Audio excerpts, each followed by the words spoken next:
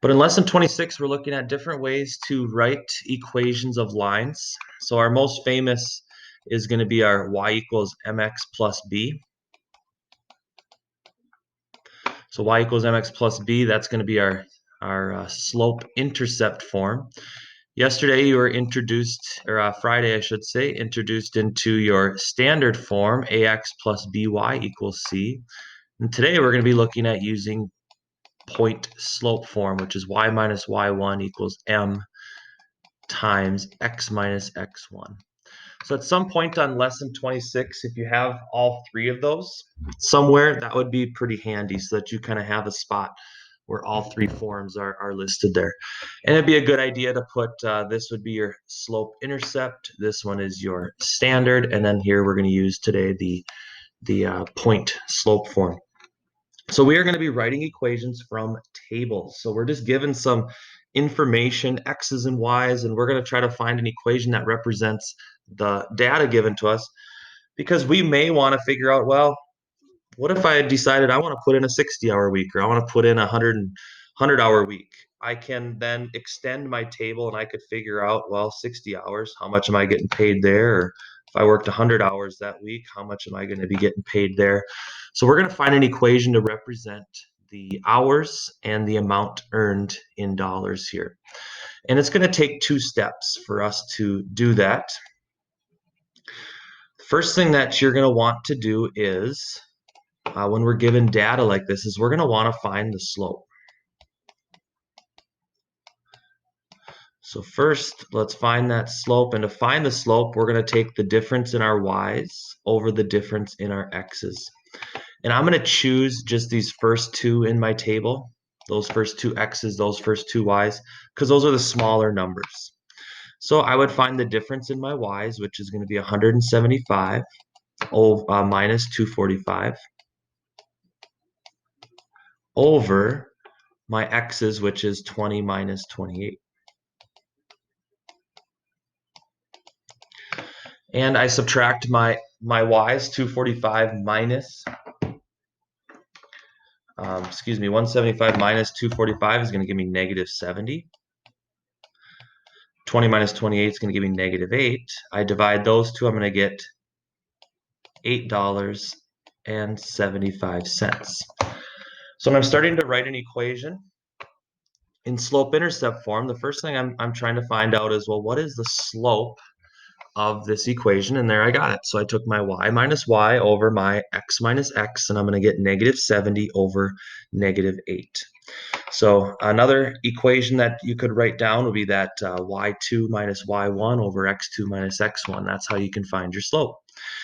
Now, secondly, I'm going to write an equation in slope-intercept form.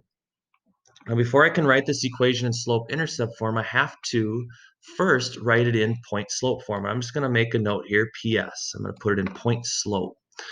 So I'm going to pick a point from my table. So I got 3 points here. I got a 20, 175, a 28, 245, and then a 36, 315. I'm going to pick one of them, and I always just pick the one with the smaller numbers, because smaller numbers are a lot easier to work with than bigger numbers. So we'll take this x of 20 and then y of 175.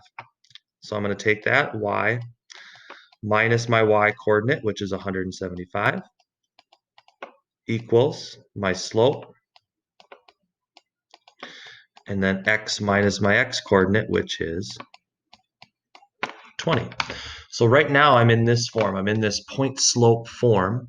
I put in my slope, 875, in for m, and then I put a point in. I put that 175 and that 20 in for my y and my x. Now I'm just down to getting into slope intercept, and the big thing with slope intercept is we have to solve for this y. And it's going to take 2 steps here on our point slope to get into slope intercept. First thing you do is you distribute your 875. So that's going to give us y minus 175 equals 875x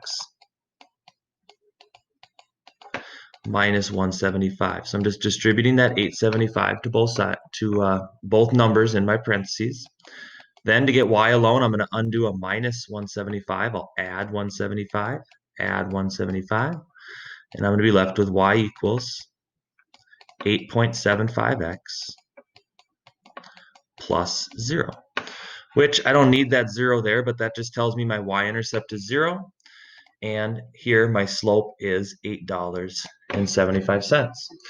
So I basically have figured out that for this job, I can get my hourly rate would be $8.75 would be that hourly rate. So for problem 1, we did two things. Or problem 4, I guess, we did two things. We first figure out what the slope is by taking our y's over our x's, and then we can put it into that point slope form and start to solve out to get into slope intercept. So we'll practice one more with number 5 down here. So number 5 says a cell phone company charges a one-time setup fee and then a monthly charge. The table shows the data for the total cost based on the number of months. Use the data to write the equation in slope-intercept form. So again, we're going to find out what the slope is. So I'll take my y's. I'll take 235 minus 115 over 5 minus 2. So again, I'm just subtracting 235 minus 115. Those are my y's. And then 5 minus 2. Leaves me with, I'm going to get 120 over 3, which is going to give me 40. So there's going to be my slope, first of all. I should probably write that. That's going to be my m. Now I can start putting it into that point slope form. Now I'm going to pick one of these 3 points. Well, again, I'm just a smallest number. Just take whatever that smallest set of numbers are, which are that x and y pair. So I'm going to start putting into point slope. Y minus 115 equals 40 times x minus 2. Again, we distribute. So I'm going to get y minus 115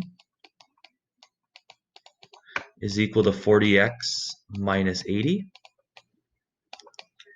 And get the 115 moved over, so we'll add it. And that's going to give us y equals 40x plus 35.